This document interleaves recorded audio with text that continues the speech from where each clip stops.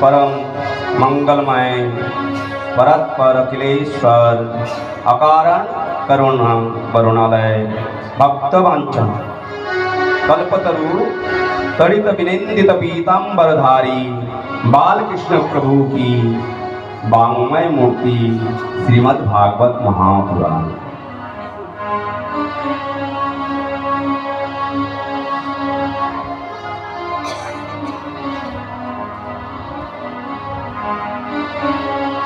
आज हम लोग षष्ठम स्कंद में अजामिल उपाख्यान श्रवण करेंगे।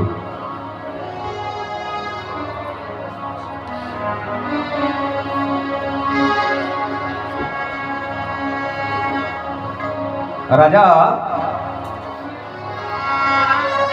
परीक्षित ने पूछे, हे गुरुवर, आपने सभी कर्मों और कर्म फल का वर्णन करते हुए विभिन्न नरकों का वर्णन किया।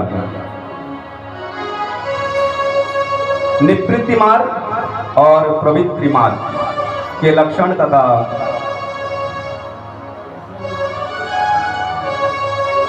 तीनों गुणों के विषय में बताया है। स्वयंभु मनु, उनके पुत्र प्रियव्रत और उत्तानपाद के वंश का महान चरित्र सुनाया तथा भूमंडल, द्वीप, वर्ष, नदी, वनस्पति, पहाड़ आदि का भी विस्तार वर्णन सुनाया। अतः अब मैं यह जानना चाहता हूं कि वह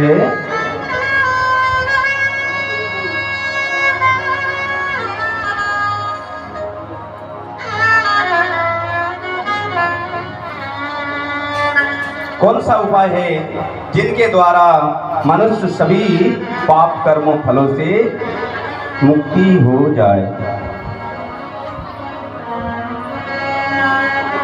सुखदेव गोस्वामी जी बोले,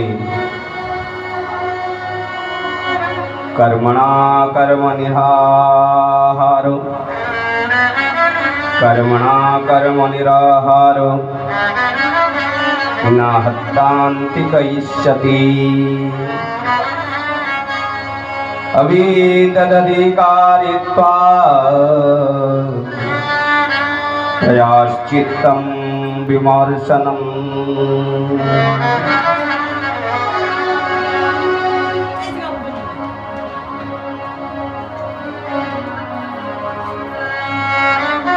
कर्मणा कर्म निर्हारो, मनुष्य को चाहिए कि अपने कर्मों का प्रायश्चित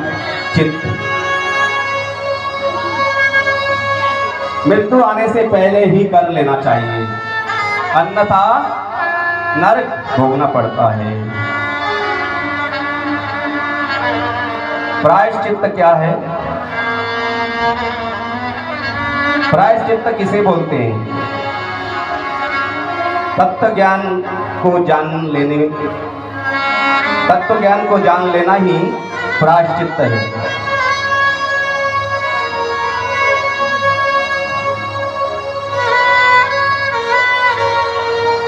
भगवान का स्वरूप जान लेना ही प्रायश्चित है।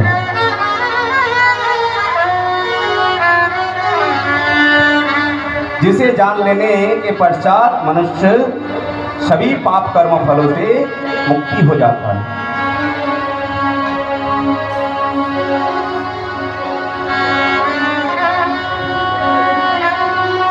इस विषय में हम तुम्हें एक प्राचीन इतिहास सुनाते हैं।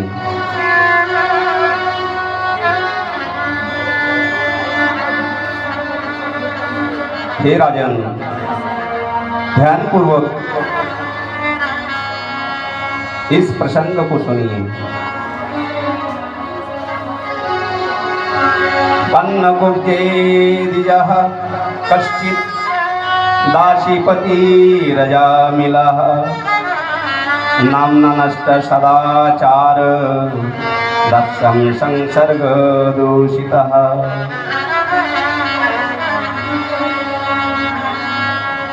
कन्नकुब्जदिज कश्चित्, कन्नकुब्ज नगर में एक दासीपति ब्राह्मण रहता था, उसका नाम अजामिल।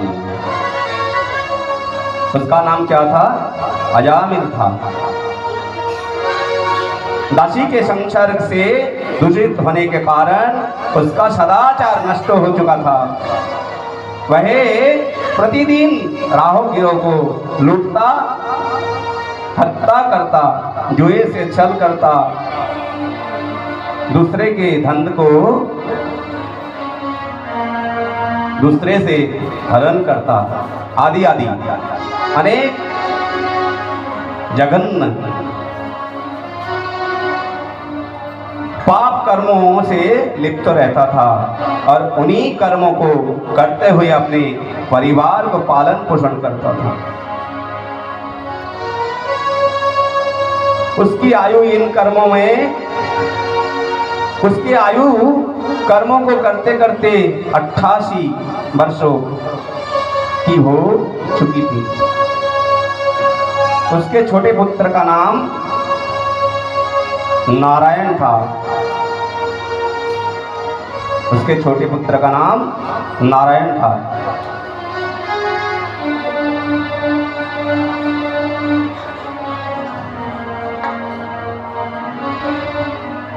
नौ पुत्र उससे और बड़े थे, जो उसे अधिक प्रिय था। उससे मोह के कारण बूढ़े अजामिल ने अपना संपूर्ण हृदय नारायण को सौंप दिया था।